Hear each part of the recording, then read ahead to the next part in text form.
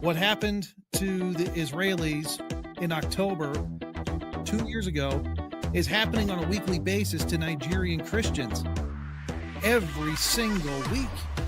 Yes. The same barbarism, the same torture, the rape, the killing, the massacring, the killing babies in mothers' wombs. This is happening every week in Nigeria, and our nation has turned a blind eye to it, and Christians, sadly, have turned a blind eye to it.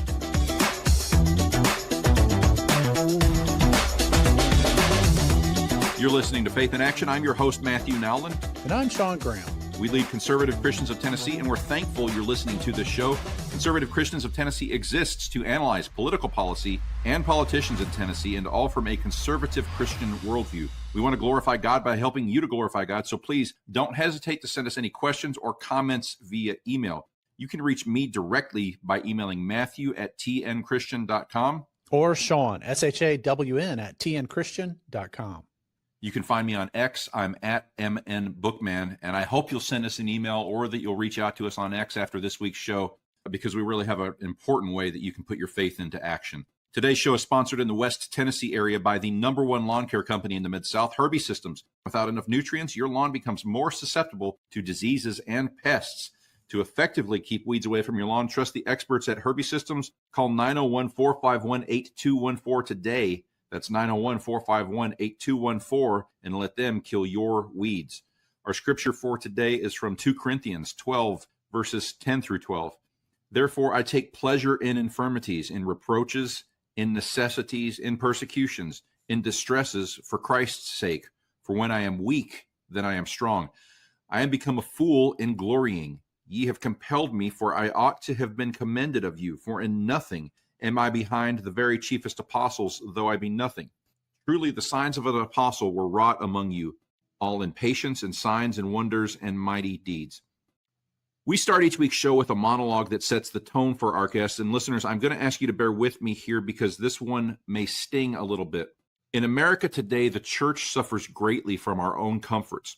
I realize that's rich coming to you over the airwaves or streaming to you on Apple devices. And I'll tell you, we're both recording this on MacBook Pros, and yet it is true. Our soft Western mindset has made us assume our world in this country is just like the rest of the world. And that's just not the case. Much of the world is filled with monsters. Today, we're going to talk to a great mission director. He's up to his boots in the mud and dirt of the people he serves. He has the blood on his hands from martyred Christians. He's buried children who have died, and he's seen women who were tortured. And that's the hard reality of taking the gospel to a lost and dying world. Now, here is the point that's going to hurt. The hard reality is our own backyards need Jesus just as much as any foreign lands. We hope you're excited to hear how missionaries are reaching places that are unchurched, but that's you and me. We need to dig in and partner with these groups to make this mission happen. We have murder and death taking lives every day here too in Memphis, Nashville, Clarksville, and we just change the channel when it comes up on the TV. Whether it's facing down the mean streets of Nashville or the Islamic murder squads in Nigeria, we must change our view of missionaries and the work that must be done. True missions work takes place in the real world, and it is a dark and evil place. But it's still our job to reach all the world, no matter the risk, no matter how far away from our door. Judd Saul, our guest today, is a family man, an award-winning documentary filmmaker, an entrepreneur, and a missionary who embarked on a call to action in Nigeria in 2011. He and his wife, Sherry, have 5 children, all witnessing the vision unfold when grandfather Dwayne Wessels invited Judd to join him on a mission trip. The trip changed Judd's life forever. Since then, ministering to Nigerians has been a part of Judd's life, regularly serving in Nigeria for over 10 years. He continues to visit 3 to 4 times a year. It was apparent that escalating attacks outpaced the few Christian missions and organizations effectively responding to the attacks. Talking to local ministers and missionaries, Judd decided to start equipping the persecuted to respond and help persecuted Christians in need quickly. The local leadership affirmed there are effective ways to help persecuted Christians in addition to victim aftercare. A proactive, preventative mission was put together with a team of tested by fire pastors, missionaries, and dedicated supporters. And they work to avert crises. They create a boots-on-the-ground presence, and they locally manage equipping the persecuted. And Judd, welcome back to Faith in Action. Hey, thanks for having me back on. And man, since we've had you the last time, it feels like there's been a shift somewhat in awareness for Nigeria, but not a whole lot. I saw a Fox News story, and it seems like that was the first time I've seen a major news outlet pick up on the persecution of Christians in Nigeria. And I think that story was about a month ago. Are we unreasonably unaware of what's going on in Nigeria? Like, I feel like this is a big deal. Christians are being killed. Is the average person still clueless? Has there been a change in awareness? No. There hasn't been a huge shift and change of awareness about the persecution that's going on in Nigeria. A lot of people in the U.S. have been distracted by what Trump says and who he makes fun of this time, or what little strange controversy happens with some celebrity. Now there's guys on the Vikings cheerleading squad. This is what takes up Americans' attention. And of course, you have the Israel-Palestine conflict going on. Yeah.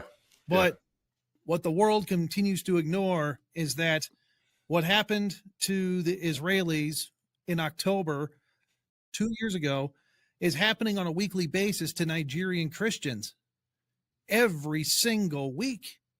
Yeah. The same barbarism, the same torture, the rape, the killing, the massacring, the killing babies in mothers' wombs. This is happening every week in Nigeria, and our nation has turned a blind eye to it, and Christians, sadly, have turned a blind eye to it. Now, when you say we've turned a blind eye to it, I want to understand what you mean by that. Are people hearing about this conflict from you and just saying, go away, I don't want to hear about it anymore? Or I want to assume the best about our Christian brothers and sisters. Are they telling you to go away, or are they just unaware? Most of them are unaware. The vast majority are completely unaware, because our media doesn't pick it up. Not even the Christian media really picks up on what's happening. By the time it gets to our media here in the U.S., and even if Christian media picks it up, the message has been watered down by the Nigerian government, by their press releases. So like, I'll give you a perfect example. In June, Father's Day in Yellow-Wada, Nigeria, in Benue State, 280 Christians were massacred. Half of them were burned alive. The ones that weren't burned alive were trying to escape being burned alive and were hacked to death with machetes. Children, women, men, I had one guy we've been working with. He lost 34 family members in that attack. Wow. And by the time it hit the news here, it said 100 Christians were killed, but it was due to farmer-herder clashes. And then in Europe, they said killings are taking place because of climate change. And even our Christian media got the numbers wrong and said it was, violence against Christians. They wouldn't exactly say, who did what. Yeah. But it just, people largely ignored it. It barely got any coverage whatsoever. All right. So before I ask a follow-up question, Judd, I know last time we talked that you guys were running a news service of sorts that reported on Islamist violence against Christians in Nigeria. Are you still doing that? Oh, yeah. And I want to make sure we get that domain out several times. Where can our listeners go for that news? That's truthnigeria.com. Now, here's a crazy thing about that attack. Our organization, truthnigeria.com, had information that this attack was going to occur 3 weeks before it happened. We had intelligence, and we issued a terror alert 3 weeks before the attack happened. Now, when Truth Nigeria issues a terror alert, we notified the Nigerian government.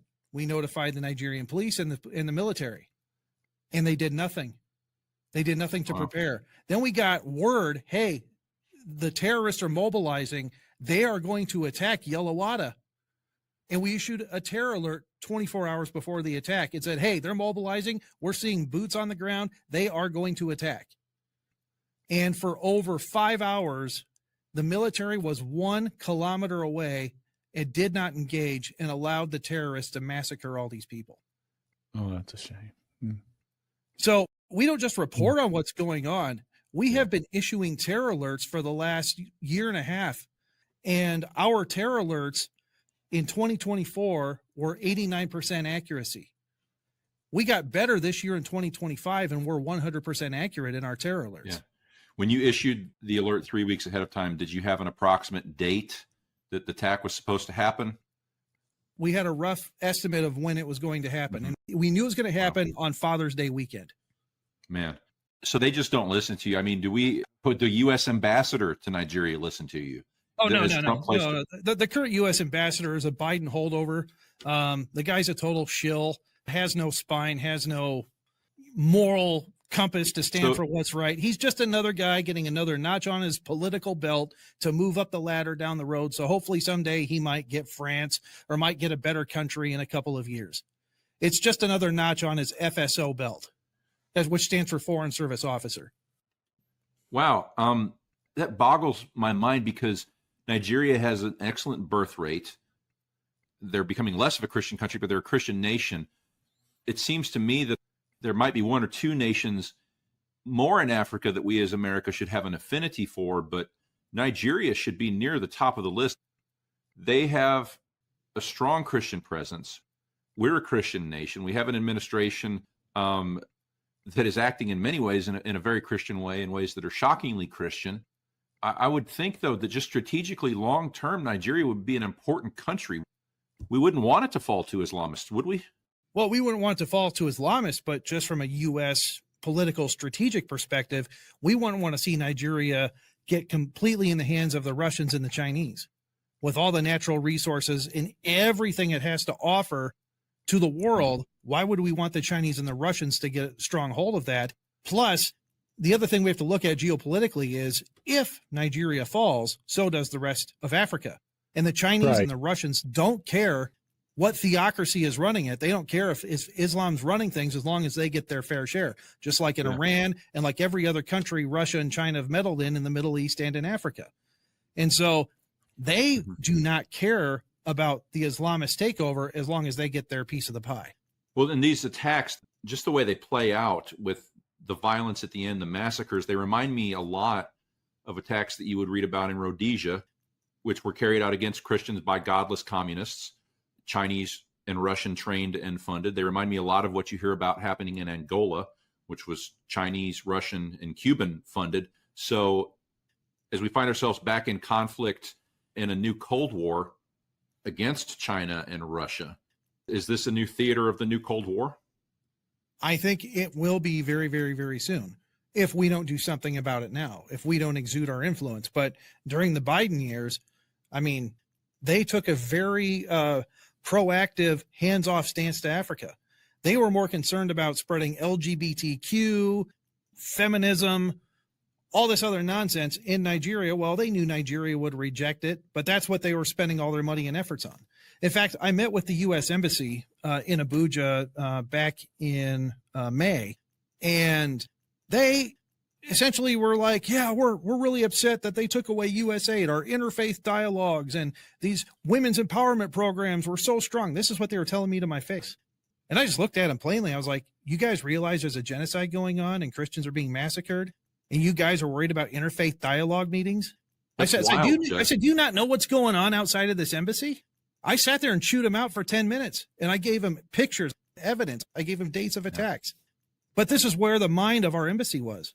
Could we be doing anything in Africa that would more proactively drive these nations to the Chinese and the Russians besides our LGBTQ efforts? I mean, I hate it when it's done here.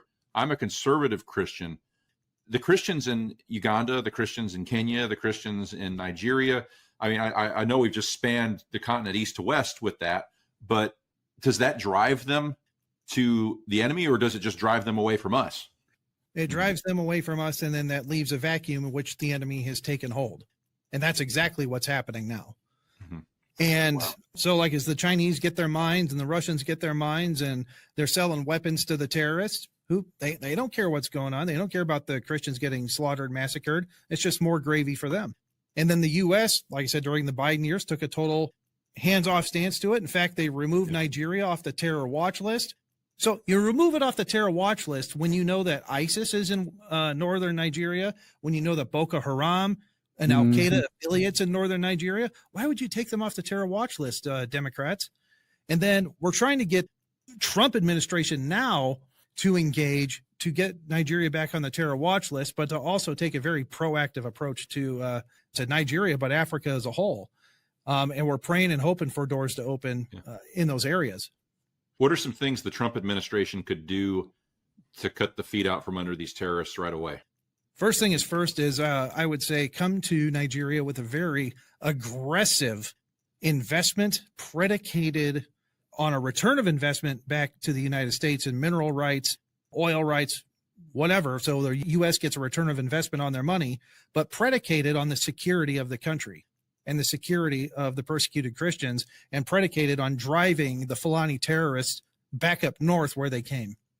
Tell our listeners about that. That is the conspiracy, the mob mentality of this land is the police, the government. Everybody is being corrupted or coerced or whatever it is by the Islamic push that's coming through here. Well, that's correct. Well, I mean, the U.S. has created a vacuum, and when we are not engaged promoting good and promoting U.S. interests, which also just has a byproduct of benefiting a lot of people. And Nigeria is a great place to start because it is a democratic system of government, very corrupt, you might add, but it is a democratic system of government. It's not like we're going into the Middle East like before, trying to start a democracy in an Islamic republic. No, we're already coming in a democratic society, and we can make it better. And it would benefit Nigerians, and it would benefit the United States, and it would put a black eye on our Chinese and Russia adversaries. Yeah. Well, I want to go back to what you said at the beginning, and I want to go back to painting some pictures with words for our listeners. You talked about a Father's Day massacre earlier this year. You talked about, I think, 280 folks that were killed. Yeah. That was men, women, and children. Lay out that attack for me, just from an overhead view. How did it start? Were people all pushed into a big building, and that building set? I mean, how did these people end up burned alive? Okay, so what happened is they set up one force to go engage the local security. The terrorists set in one force to go engage local security forces. Okay, that's just village security teams with homemade shotguns. While this group engaged those guys, this other group came around behind while people were running into their houses. And this is a small village community. So people were running in for protection and probably trying to find ways to get away. But then when the village security teams were engaged by the terrorists up here, they came in, flanked the village, started shooting, and people started running into their homes, and they started just going from house to house to house, throwing gas and fuel into the houses and setting them on fire as quick as they could. And then as people were trying to escape, they were shot and hacked to death with machetes. You said something that was... And they did this for over 4 hours. 4 hours. You said something that struck me as, I think, as an American particularly. You said the village security went with homemade shotguns. And I, in my mind, I go back to J.D. Vance talking in Europe last week to the NATO summit, where he said, you guys are violating a right that's important to Americans. You're violating the freedom of speech of your citizens. But here we see Nigeria, a basic right of citizens in that country is violated by government decree, and that's the right to keep and bear arms. How much would a simple right to keep and bear arms change the security picture in Nigeria for Christians? It would change it overnight. It would change it overnight, because then the enemy, the Fulani terrorists, have rocket-propelled grenades. They got AK-47s. But if you give the right for Nigerians to arm themselves, things would change overnight. It would change in a heartbeat. Yeah. But the problem is, the terrorists are running around with guns, and then the Christians that try to obtain real weapons get a slap on the wrist. They get thrown in jail. They get disarmed. Yeah. They get punished for breaking the law, while the terrorists are just roaming around free, killing people with weapons. And so this is, again, another proven point why the Second Amendment is necessary and why we should never give up our Second Amendment. Could Yeah, our right. president, through his Department of State, through Marco Rubio, and through the Department of the Treasury, put enough pressure on the Nigerian government to have this right recognized for Christians in Nigeria? Where there's a will, there's a way. If the United States had willpower to exercise its power and authority and really lay heavy on Nigeria, I think we can get a lot done. And I think a lot of lives could be saved.